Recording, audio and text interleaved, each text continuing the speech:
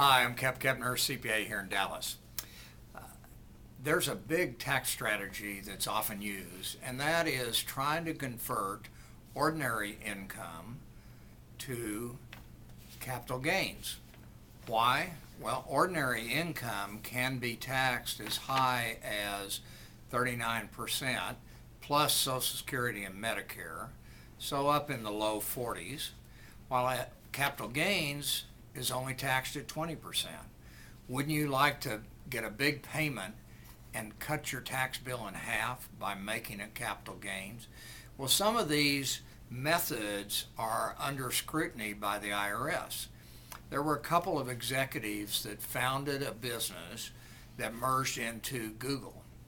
And one of those executives, part of the deal was that he was to receive 3% of the stock.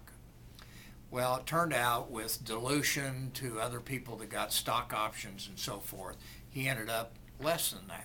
So he said, I'm supposed to end up with 3%, and he was given cash instead. So he tried to treat that as capital gains.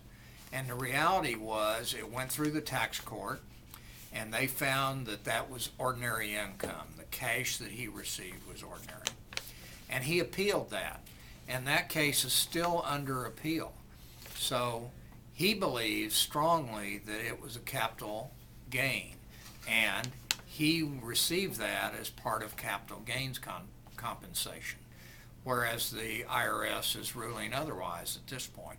So sometimes, now in his case, we're talking 7 figures, so it really made it worth his effort maybe to spend $50,000 to go to tax court to try to prove his case, or to appeal it to district court.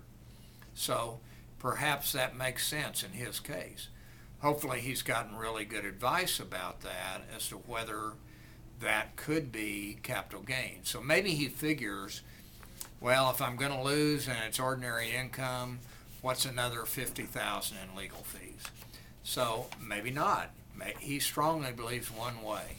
So when you look at a business deal, one of the things you have to look at is the timing of it and the character of what you receive. If you receive capital gains income, you're going to have less tax to pay than if you receive ordinary income. So you can actually impact that by the way you structure a deal with another party.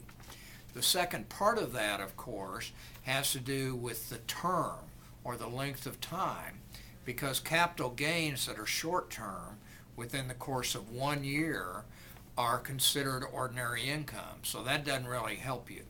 You got to look at the timing of the purchase of the asset and the sale.